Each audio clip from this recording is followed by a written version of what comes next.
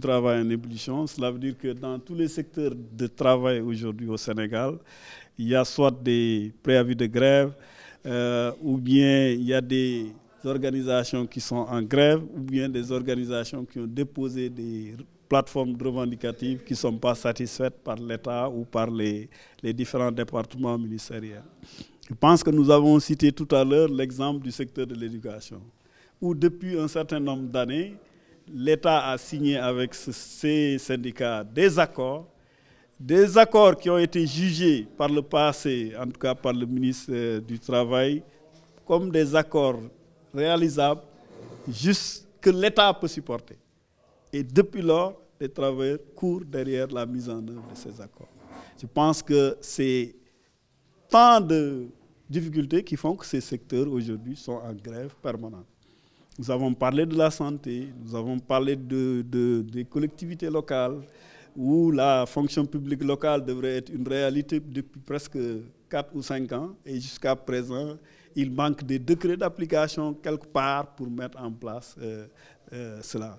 Dans le secteur de la santé, c'est à peu près la même chose, c'est des accords signés qui ne sont pas appliqués, ou des négociations qui sont bloquées parce que l'État ne veut pas travailler sur un certain nombre de préoccupations des travailleurs. Je pense que nous avons aussi soulevé la question la plus urgente, c'est le système indemnitaire dans la fonction publique. Tout le monde le constate que depuis quelques années, dans le secteur, dans le traitement des fonctionnaires, il y a une disparité. Certains ont des indemnités que d'autres n'ont pas, et c'est le fondement même de l'étude qui a été commanditée par l'État pour voir comment faire en sorte de régler la question. L'étude a été produite et il faut s'asseoir autour d'une table pour trouver des solutions. Et le gouvernement tarde à ouvrir ces négociations. Récemment, nous entendons des déclarations du président de la République qui disait qu'il va même rencontrer les centrales syndicales.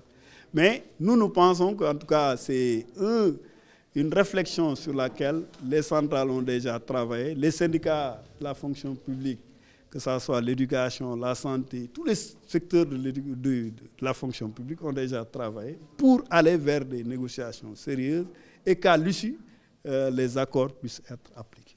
Dans le secteur de l'agriculture, c'est un secteur par essence que l'État, depuis un certain nombre d'années, place en orbite pour dire que c'est le secteur de développement dans notre pays.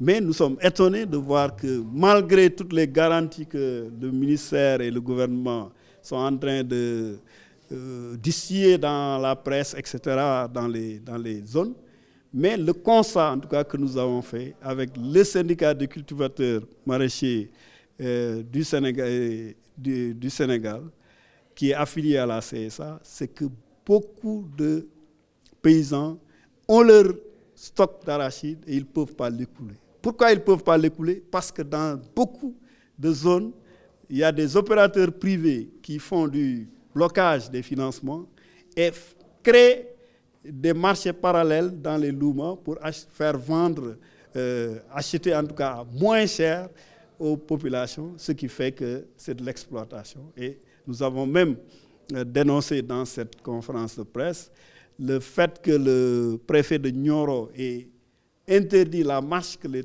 travailleurs, en tout cas les travailleurs, on les appelle des travailleurs, les paysans qui sont affiliés à la CSA, voulaient faire pour dénoncer le blocage de la campagne arachidière.